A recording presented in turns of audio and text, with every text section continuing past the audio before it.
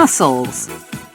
Except for thinking, everything we do depends on our muscles.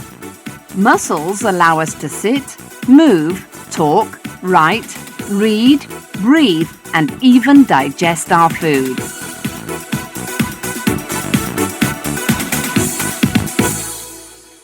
A muscle is a bundle of elastic tissue which becomes shorter and thicker when it gets a signal from our nerves or hormones.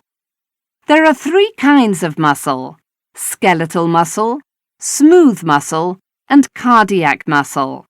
Skeletal muscles are also called voluntary muscles because we can control their movement when we want to. These muscles vary in size and strength, from the small muscles around our eyes to the large, strong muscles of our thighs.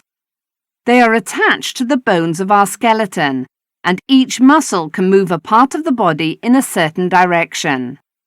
Even quite simple actions, such as kicking a ball or smiling, require several muscle groups to work together. Smooth muscles are in most of the body's internal organs. For example, smooth muscles in our stomach move food through our digestive system.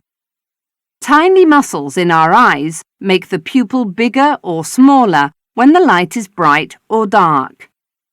All smooth muscles contract and relax automatically without us needing to think about it, and so they are called involuntary muscles.